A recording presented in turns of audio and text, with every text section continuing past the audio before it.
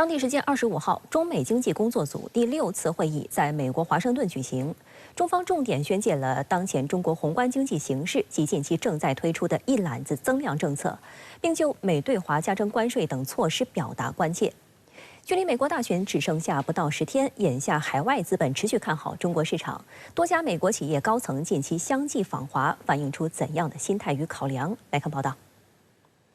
据财政部网站消息，当地时间25号，中国财政部副部长廖民在美国华盛顿出席世界银行国际货币基金组织年会期间，与美国财政部副部长尚博共同主持召开中美经济工作组第6次会议。双方就两国宏观经济形势与政策、应对全球性挑战，包括共同合作帮助低收入国家应对流动性挑战，以及下步沟通安排等议题进行了深入、务实、建设性的沟通。中方重点宣介当前中国宏观经济形势及近期正在推出的一揽子增量政策，并就美对华加征关税、涉俄制裁等措施表达关切。会后，廖民副部长与美财长耶伦进行礼节性会谈。据美国财政部的消息，耶伦听取了工作组的简报，并强调该组在中美之间作为沟通渠道的重要性。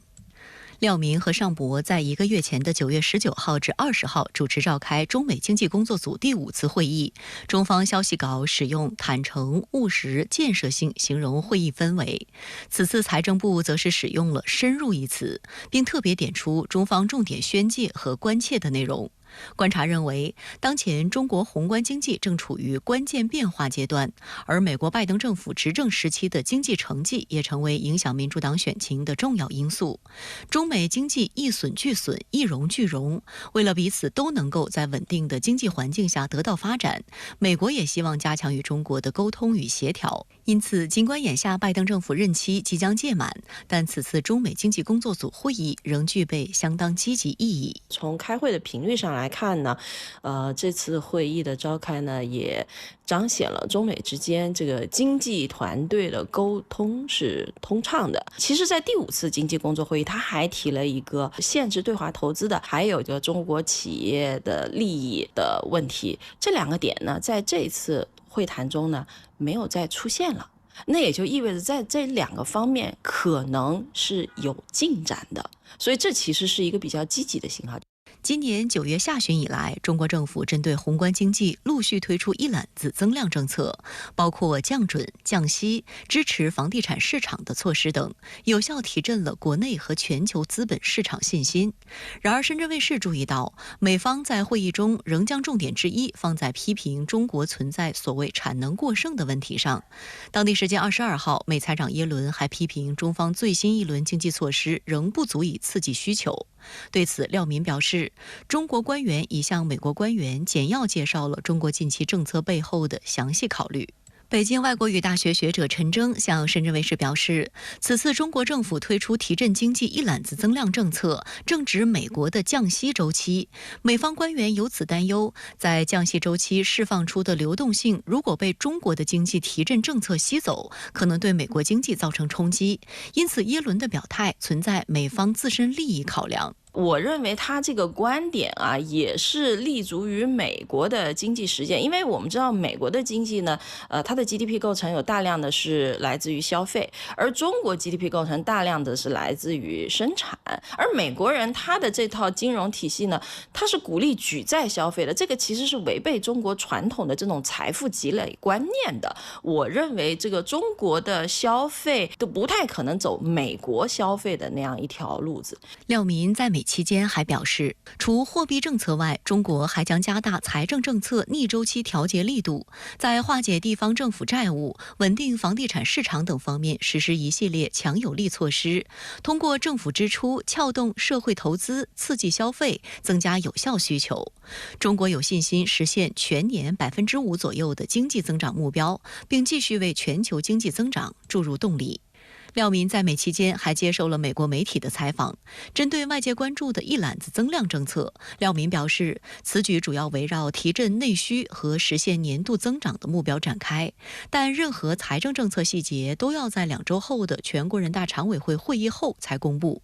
根据新华社此前的报道，14届全国人大常委会第12次会议将于11月4号至8号在北京举行，议程包括审议国务院关于金融工作情况的报告。外界预计会后将公布关键财政增量政策的细节，包括发行超长期特别国债的具体计划等。此前，中国政府发行超长期特别国债支持消费品以旧换新。廖民说，这表明从某种程度上，消费已成为中国财政政策制定的重要考量。相比美方官员，海外资本对中国市场的热情则是持续高涨。根据国家外汇管理局22号发布的数据，截至目前，外资持有境内人民币债券的总量超过6400亿美元，处于历史高位。高盛、野村等多家外资机构也看好中国经济后续发展态势，认为中国财政部近期公布的一揽子财政政策，包括化债、补充银行核心一级资本等，显示了政府稳增长的决心。此外，多家美国企业高层近期相继访华。25号，中国人民银行行长潘功胜会见了来访的黑石集团董事长兼首席执行官苏世民一行，双方就全球经济金融形势、中国宏观经济政策等议题进行了交流。同一天，商务部部长王文涛会见了美国苹果公司首席执行官库克。库克称，中国的高速发展帮助苹果公司实现了快速和可持续的增长。苹果公司将中国视为重要市场和关键供应链伙伴，将致力于在华长期发展，持续加大对供应链、研发等领域的投入，也愿意继续为推进中美经贸领域沟通交流发挥桥梁作用。而在此前23号会见中国工信部部长金壮龙时，库克也强调了中国在其全球业务中的重要性，并表达了苹果公司对中国市场的长期承诺。这是库克今年第2次访问中国。外界注意到，除了与中国政府高层会面以外，库克带领的团队此行另一大任务是加强与中国关键供应商的沟通，分别走访了位于湖南长沙和江苏昆山的2家负责苹果手机零件生产和总装的工厂等。有业界分析指出，对苹果公司来说，中国不仅是最大的消费者市场，中国产供链在苹果生态中也一直处于重要地位。此次跟随库克来华的苹果公司首席运营官威廉姆斯也首次透露，过去5年，苹果在中国智能制造和绿色制造领域的投资达到200亿美元。有分析认为，眼下距离美国大选只剩不到10天，面对选举结果可能对中美经贸关系带来的不确定性，美国企业主动加强对华沟通，不仅凸显对中国市场发展机遇的重视，更体现出中美经济深度互融下要合作不要对抗的人心所向。美国企业其实历来是中美关系的这个压舱石。我们也知道，马上美国大选将尘埃落定。那么，如果是以特朗普为代表的派系他们掌握政权的话，他们的政治主张就是要跟中共脱钩。那么这种脱钩论，我认为会让很多美国企业寝食难安。因为这个是自断了美国企业的生路。中国现在还是世界上最大的市场之一，也是美国企业最大的产业链的供应方，所以我认为美国企业目前做的也是去提前对冲对于中国经济的一些负面的影响。值得注意的是，库克此次访华期间还提到了外界十分关注的苹果智能应用进展。他表示，正在努力推进流程，希望尽快将苹果智能带给中国消费者。但库克并未给出该应用进入中国市场的具体时间。对此，有业内人士认为，从技术层面来说，来自美国方面的阻力可能会更大，因为美方不愿意把涉及人工智能的核心关键技术带到中国。据报道，眼下美国政府正在酝酿一份全新的禁令，将禁止美国资本对中国在人工智能领域进行特定项目的投资。当地时间24号，美国总统拜登还签署了一份人工智能国家安全备忘录，指导美国军方和情报部门负责任地使用人工智能，并减少相关风险，加强美国对中国等竞争对手的优势。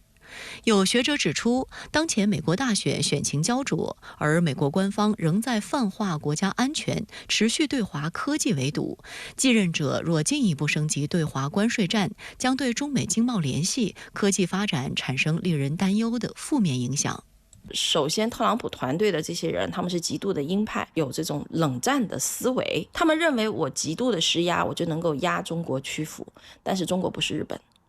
日本是有美国驻军的，日本是美国只要一施加压力他就扛不住的国家，但中国绝对不是。所以他的这样一种对中国极限施压的策略，反而会激起我们的反弹。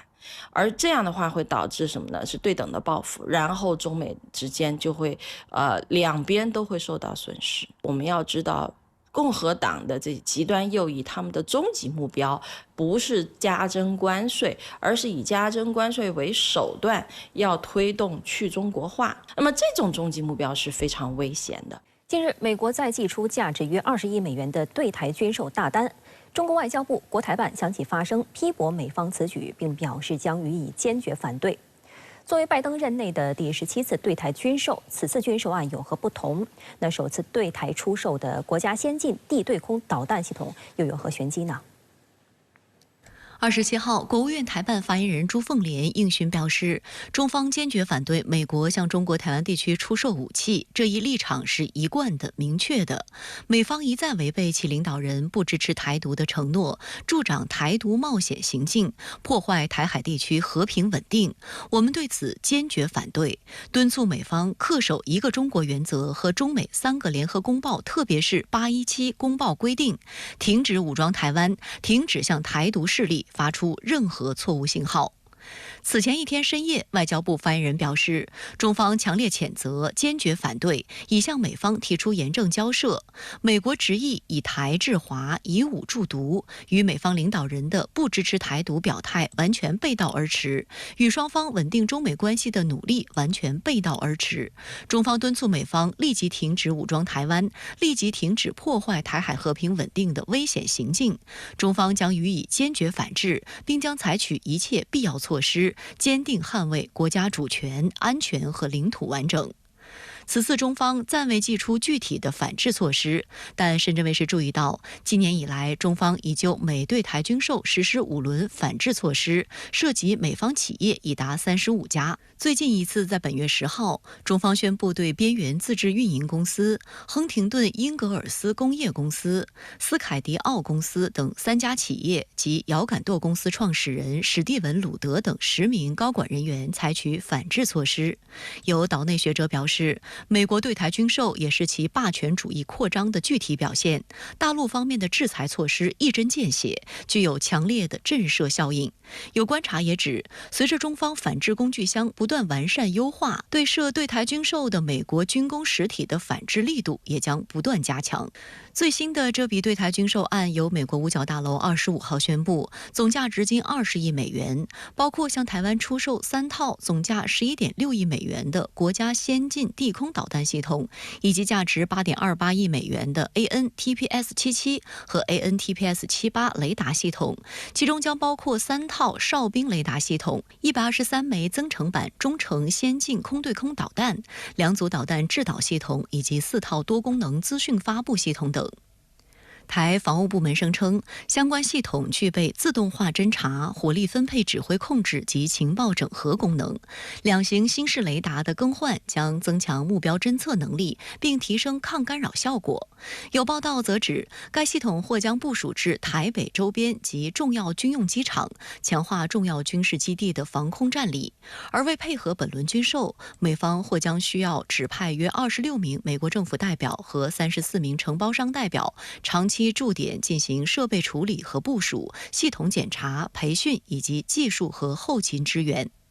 值得注意的是，作为拜登政府任内第17次对台军售，此次军售案也是其任内数额最大的一次。观察指，拜登在总统任期的最后阶段不断加码对台军援，有巩固政治遗产之嫌。目前距离美国大选投票日不足10天，此时发布高额军售也引发外界猜测。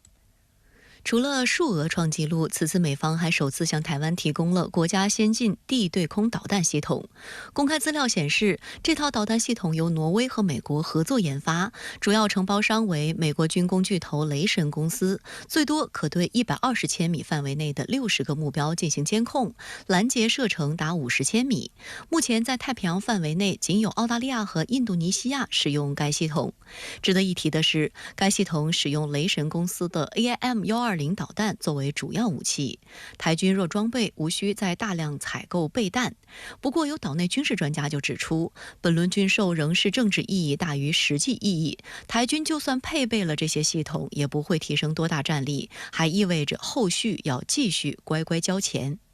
而作为本轮军售供应商的雷神公司，正因在此前对台军售交易中台价诈欺，深陷舆论漩涡。令人大跌眼镜的是，尽管台防务部门证实确有此事，但其负责人顾立雄却坚称，美国政府自己也是受害者。相关言论震惊岛内社会，有岛内舆论就指出，民进党当局根本没有讨价还价的余地，一切损失最终还是要全体台湾民众来承担。外界注意到，台军目前部署的爱国者导弹和远程预警雷达均出自雷神公司。有岛内网友称，只要沾上它，就要花大价钱。以远程预警雷达为例，在军售过程中，美方仅允许台军最初级维修，关键维修均由美方处理，且维修费的编列与报价均由美方主导。其中3阶段的后勤与支持服务就经历美方多次改价，由110亿元新台币暴增至200亿元新台币，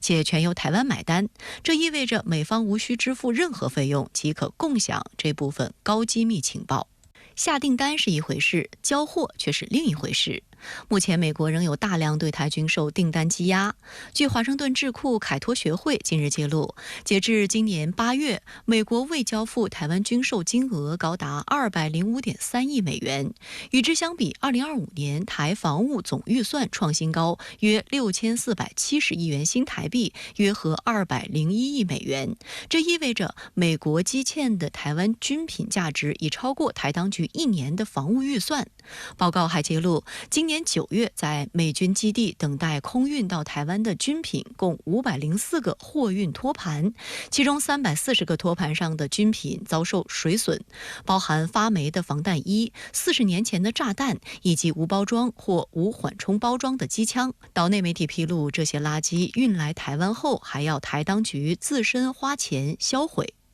另外，观察指，民进党当局真金白银买的装备迟迟未能交付，老旧装备却已到期淘汰。台前空军副司令张延廷此前就爆出，由于美售台战机 F-16V 的交付时间一再拖延，台空军目前已经无机训练。我们去年12月1号啊，台东制航基地 F-512月1号全部汰除了，对，现在空着了，等你啊，你不是要交机吗？去年12月1号没有啊，拖到今年。我们已经付钱了，它都是我们急需的。因为这个是要训练的，不是说给你就会打仗啊。张延廷还总结当前美国对台军售的3个现象：第一个，他最新的不卖；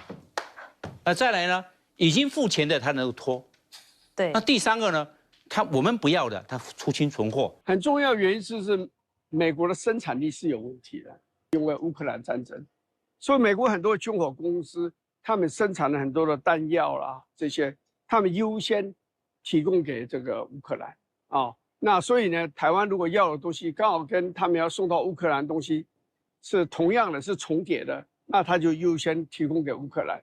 外交部发言人林健此前曾表示，美方接二连三对台售武，为民进党当局顽固坚持台独立场、挑衅一个中国原则撑腰打气。这一事实再次证明，当前台海和平稳定面临的最大威胁，对台海现状的最大破坏，就是台独势力的分裂活动和以美国为首的外部势力的纵容支持。民进党当局妄图以武谋独，美国执意以武助独，必将引火烧身，自食恶果，以失败告终。针对美国国务院批准的价值19.88亿美元的最新一轮对台军售，外交部周六深夜及时发出答记者问，予以强烈谴责，表示坚决反对，已向美方提出严正交涉。那想请教一下吴先生，您对于美国长期以来的对台军售有何观察吗？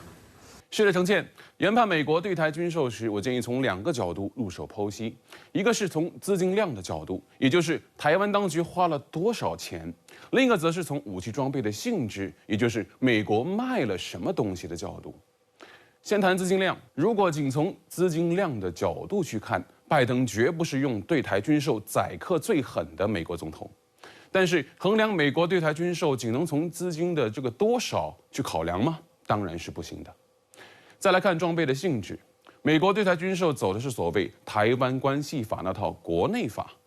美在台协会2019年干了一件特别耐人寻味的事情，那就是对外公布时任美国总统里根在1982年时留下的备忘录，里面给出了美国对台军售的所谓原则与逻辑。用里根的话讲，就是美国对台提供武器装备的性能与数量，完全要看中华人民共和国构成的威胁程度而定。那么随后几届美国总统大多遵循了里根的这套说辞，无论是对台出售爱国者系列防空系统还是铺路爪远程预警雷达，亦或是近几年的 F-16V 战机、M1A2T 主战坦克大多源自美国方面对台海两岸军事力量对比的研判。请注意，这是美国的研判，不是台军基于自身建军思路与台岛防卫的主观需求。也就是说，在对台军售这件事情上，美国是以一种霸道逻辑霸凌台湾方面的，是不要你以为，我只要我以为。台军不少退役将领都在各种场合讲述过这种被美国人霸凌、摁着头买用不上的武器装备的故事啊。当然，观察美国对台军售还有一个角度，那就是从岛内政治氛围与岛内执政当局挟洋自重的角度啊。比如这一轮价值19.88亿美元的军购案，是赖清德上台以来金额数量最大的一笔，恐怕也是拜登离任之前金额数量最大的一笔。这多少有些保护费的政治意涵在里头了。事实上，仅就台美勾连而言，美国方面出台的所谓《台湾关系法》是用来取代带有所谓官方交往性质的这个中美共同防御条约的。从这个意义发展去看那我们甚至可以说，每一笔美国对台军售都带有保护费的性质。那么政治潜台词是，只要美国还在对台湾出售武器装备，那么以此为基础的非官方交往就有可能升级为军事保护与调停介入。所以，外交部措辞严厉的答记者问里就非常明确地指出，美国对台湾地区出售武器严重违反一个中国原则和中美3个联合公报，特别是817公报规定，是严重侵犯中国主权和安全利益，严重破坏中美关系，危害台海和平稳定，向台独分裂势力发出严重错误信号。我们的目标非常明确，就是要斩断台美之间的政治勾连与军事互动。对台军售则是这种勾连的重要基础与前提。那么具体围绕这一轮美国对台军售涉及的武器装备，吴先生您有何观察？是否会影响两岸的军事力量对比呢？那我先说结论吧。这些东西即便真买到手了，在台湾岛内部署到位了，也无法改变两岸军力对比，也不能为台独势力所谓以武拒统张目。先说国家先进地空导弹系统，首字母简写是 NASAMS， 这是一套由导弹发射车与哨兵雷达构成的中近程防空导弹系统，由挪威与美国联合开发，采取机动部署、阵地展开、固定发射的方式。那么据我了解台军这一轮采购3套 NASAMS。倾向于用于要地防空保卫台北的关键设施，比如说台北防务部门以及台北周边的军用机场。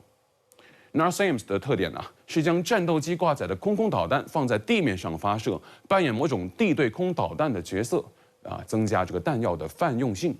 这套系统可以发射AIM-9X 响尾蛇导弹、AIM-120中距离以及增程版导弹。言下之意是，这套系统可以发射台空军目前已经装备的一系列美制空导弹。那么假设台空军被解放军压制的无法升空作战，那么台空军还可以借助一系列这些地面系统让库存导弹、库存弹药在地面上发挥作用。台湾这一次特别采购了123枚的增程版的 AIM-120，它是新面孔。台湾岛内此前没有买过这个东西。它让这套防空系统的射程进一步拓展到了50公里左右。哨兵雷达的探测范围大概是120公里左右，它勉强具备一定的区域防控能力。再说说台军采购的另外2套雷达系统吧。这个 AN/TPS-77远程监视雷达由美国洛克希德马丁公司研发，工作在 L 波段，是一款可以机动部署、固定展开的3D 有源相控阵雷达。它的探测范围在10到470公里左右主要用来保障空情，监视解放军的空中力量以及监视火箭军发射的战术导弹。那么另一款呢是 AN/TPS-78空中监视雷达，它由美国诺斯罗普格鲁曼公司研发，工作在 S 波段，也是一款可以机动部署固定展开的3D 有源相控阵雷达。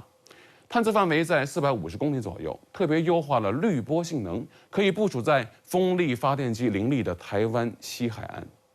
那么此前呢，岛内有媒体披露，台军装备的爱国者以及天弓系列防空导弹系统的雷达会被这个风力发电机旋转的叶片干扰，导致它的可部署范围是进一步局限了。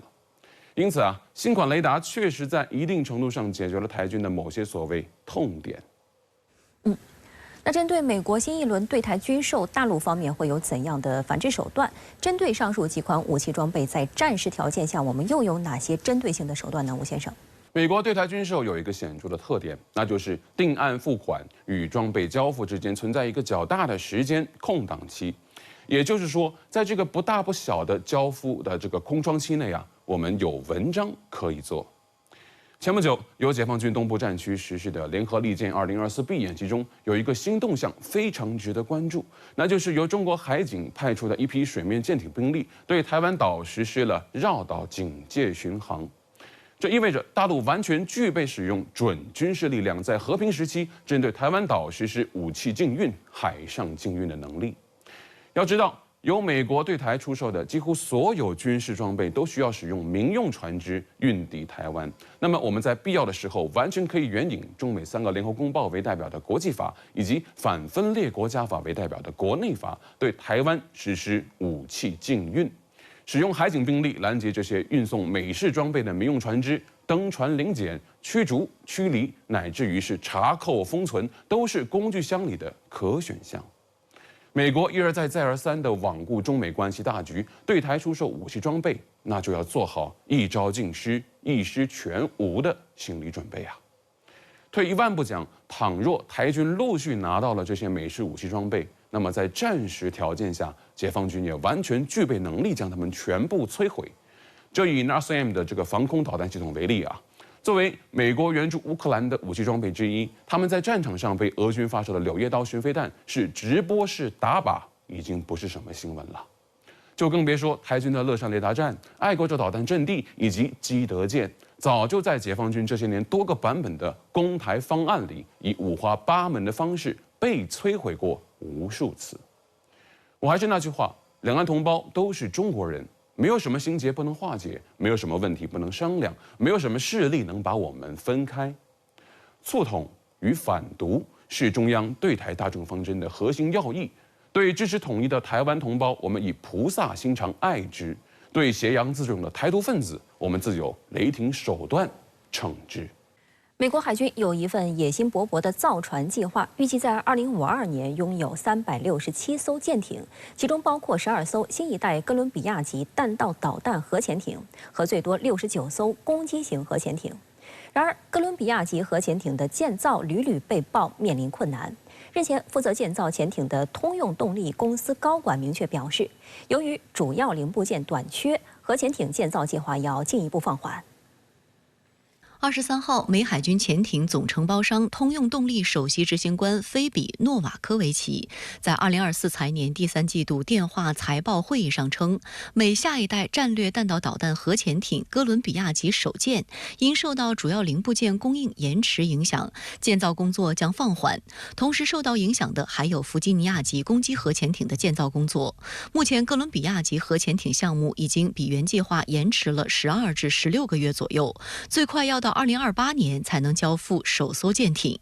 通用公司并没有透露具体哪个零部件短缺。目前，哥伦比亚级战略核潜艇以及弗吉尼亚级攻击核潜艇采用模块化的方式建造，分成几个部分，分包给多个分包商共同建造。待这些模块全部建造完成后，再进行总装，以提高建造效率。通用电传负责这两种潜艇的中央壳体。深圳卫视注意到，今年4月，美国海军部长卡洛斯·德尔托罗透露，该核潜艇的艇首分段以及蒸汽涡轮机的制造都有延迟。这两部分分别由私人造船厂纽波特纽斯造船公司和世界第3大军工生产厂商美国诺斯罗普格鲁曼公司制造。其中，蒸汽涡轮机作为该核潜艇的动力系统延迟交付，更被视作重大挫折。此前，纽波特纽斯造船公司还曾爆出焊接缺陷丑闻，也让美国野心勃勃的核潜艇计划蒙羞。除了之前所说的蒸汽轮机以及呢艇首分段短缺之外，像艇体中部的分段也可能没有造出来。因为呢，现在美国造船业呢是整体拉胯，不是某一个部分存在问题。所以呢，现在哥伦比亚级核潜艇在零部件短缺方面应该是整体性的，而不是某一个具体的分段或者是零部件。作为第5代弹道导弹核潜艇，哥伦比亚级核潜艇计划建造12艘，将逐步取代已经老化而不占优势的俄亥俄级核潜艇。首艘原计划于2021年开始建造，2028年完工，2031年服役，其余舰艇将在2039年前陆续交付海军使用。按照美军公布的计划，哥伦比亚级核潜艇在各项性能上均有显著优势，整体尺寸是弗吉尼亚级的2.5倍左右，满载排水量可达20810吨。同时，为了大大提升自身机动性，采用了 X 型船尾构型，创新了外形设计。此外，在隐身性、火力配置方面，哥伦比亚级核潜艇都有显著提升，是美军下一代海基核威慑的中坚力量。强大的性能带来的问题是，哥伦比亚级核潜艇将是一个巨大的吞金兽。据估算，建造12艘哥伦比亚级潜艇将花费870亿美元，每艘潜艇的造价约72亿美元。若加上研究和开发费用，整个项目将花费高达970亿美元。不过，哥伦比亚级核潜艇交付遥遥无期，美军目前只能靠给俄亥俄级核潜艇延寿的方式保持威慑力。美国核力量的核心是海基核力量，那哥伦比亚级战略核潜艇在建造速度方面放缓，交付时间呢更是一拖再拖。对于美国未来3位一体核力量来说呢，会带来一定的负面影响但是就对美国的未来核战略来说其实并不会造成太大的影响。而优先级更低的弗吉尼亚级攻击型核潜艇的命运可能更曲折。按照美国海军的规划，它应该以每年2艘的速度建造，以替换同样老化严重的洛杉矶级攻击核潜艇。但美军透露，弗吉尼亚级的建造速度大大落后于每年2艘潜艇的目标，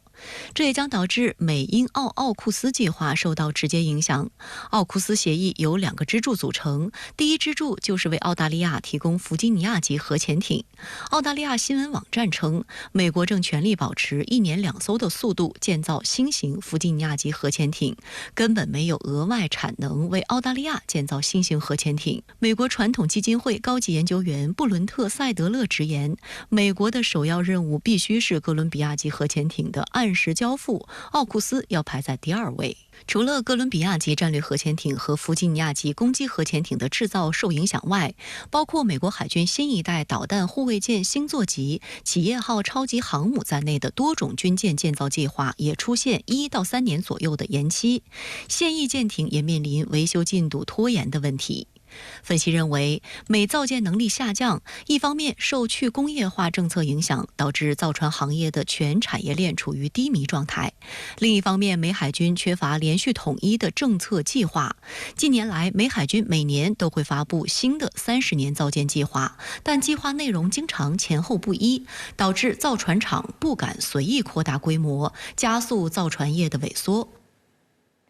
好的，再来关注美国大选方面的消息。本次大选的红人亿万富豪马斯克日前被爆料，从2022年以来一直与普京保持定期沟通。而众所周知，马斯克是特朗普的铁杆支持者。特朗普在上一个总统任期内就深陷通俄门的负面影响，此次爆料又会对大选带来什么影响？来看报道。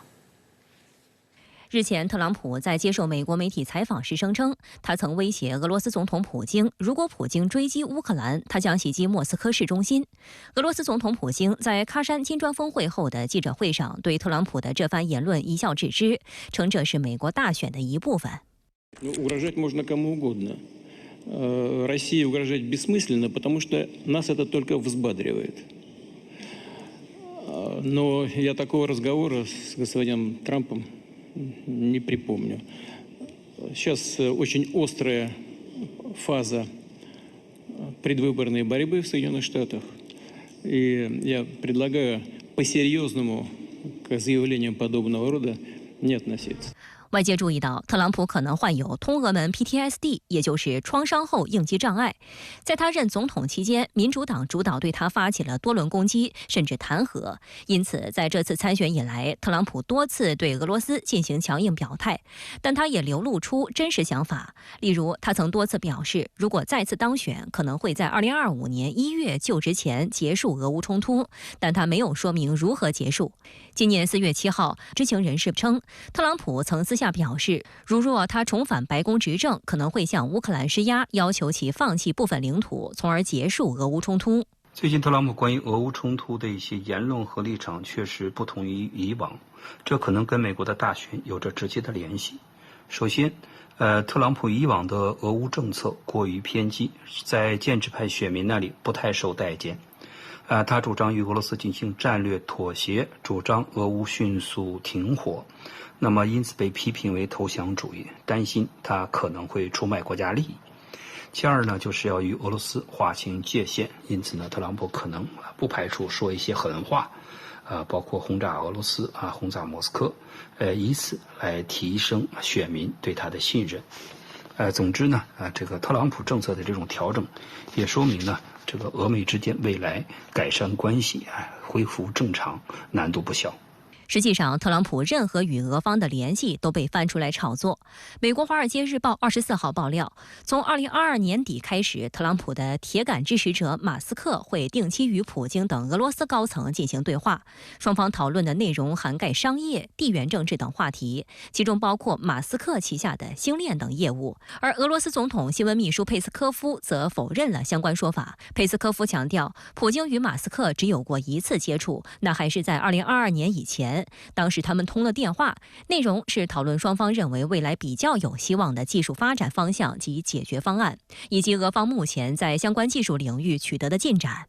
马斯克与普京通话这种消息传出来，就会引发美国选民对特朗普未来政策的这种担忧，可能会引发俄罗斯对美国大选干扰的担忧这也使得可能建制派的选民因此更加不信任特朗普，会影响到选民的这个投票倾向。当地时间27号，日本第50届众议院选举进行投票和开票。受此前自民党派系政治集资宴会收回扣事件等影响，近期的民意调查结果显示，执政党自民党支持者呈流失之势。那这次众议院选举将成为新任首相石破茂领导下的自民公民两党执政联盟的一次大考。目前预计28号凌晨选举将揭晓大致结果。当地时间27号，除部分地区外，日本国会众议院选举投票于7时至20时展开。日本国会众议院选举每4年举行一次，本届众议院议员的任期原本应该在2025年10月届满。然而，日本首相石破茂在履职仅8天后便宣布解散众议院，提前举行大选，所有候选人将争夺总共465个席位。此次选举有1344人参选，其中女性候选人达到创新高的314人。日本自民党自2012年以来一直在众议院拥有多数席位，并与公民党结成执政联盟，实现了长期执政。但近日有多家日媒的民意调查显示，自民党及其盟友公民党维持过半数席位及233席的形势非常微妙，预计自民党选后可能减少约50个议席。長年のまま問題のまま政府解散しちゃったんで、そうですね。もうちょっと明らかにしてから解散して、今度の新しい内閣には自分たちの税金の使い方をしっかりと明確にした政治をやっていただきたいなと思います。自2012年自民党再次获得政权以来，日本先后举行了8次国会众议院或参议院选举。在此前的7次国会选举中呢，自民党虽然一直保持着紧张感、谨慎应对选举，但并没有遭遇这个自民党惨败，或者是自民党席位将不过半的这个舆论风潮。而在此次的众议院选举中呢，这样的舆论风潮可以说是贯穿始终。在某种程度上也反映出了自民党遭遇了近年来前所未有的严峻挑战。分析认为，如果自民党和公民党的执政联盟达不到过半数议席，就必须要和其他党派合作，建立多党派的联合政权。至于什么政党会愿意合作，现在还是未知数。此前，自民党干事长森山裕在节目上暗示了扩大联合政府框架的可能性，不过在野党的态度却十分消极，尤其是日本最大在野党立宪民主党否认这一方案。还有分析认为，即便能够组建新的联合政权，自民党也需要在新的权力分配以及政策路线方面做出重大妥协，这就决定了自民党和石破茂在新政权中会受到很大牵制。自民党与公民党扩大联合执政范围，就是邀请其他的在野党呢来共同执政，这样的结果呢，其实意味着石破茂今后在更广泛的议题上将做出更大的妥协让步，就是说很有可能在某些议题上失去自民党的色彩。石破茂此前曾表示，自民党本次选举最大目标是努力恢复民众信赖。据悉，石破茂自己立下的胜负线是自民党和公民党合计拿下过半席次。还有媒体猜测，若达不到目标，石破茂有可能立即辞职，承担责任，成为日本2战后任期最短的首相。从日本政坛的历史来看，如果自公两党失去参议院过半数席位，自民党总裁通常会为结果负责而下台。但是首相在众议院选举中惨败而辞职的例子并不多见。2000年以来，只有野田佳彦和麻生太郎担任首相时因众议院选举惨败而离任。不过，也有分析认为，目前在野党中也难以出现可以单独或联合赢得选举的力量，在野党内部竞争也十分激烈。例如，日本维新会对于与立宪民主党组建联合政府的构想就表态称，合作的可能性微乎其微。但无论选举结果如何，自民党的政治影响力都会有所收缩，日本政治格局一定程度上会趋于多元化。外界注意到，由于对自民党和公民党的执政联盟可能失去众议院多数席位感到担忧，日本股市和汇市市场或将遭遇新一轮的冲击。巴莱克银行预测，美元对日元可能下跌2%，10年期日本国债收益率将下行7个基点，而日经225指数则可能暴跌5%。此次选举或也将成为金融市场中难以预测的一只黑天鹅。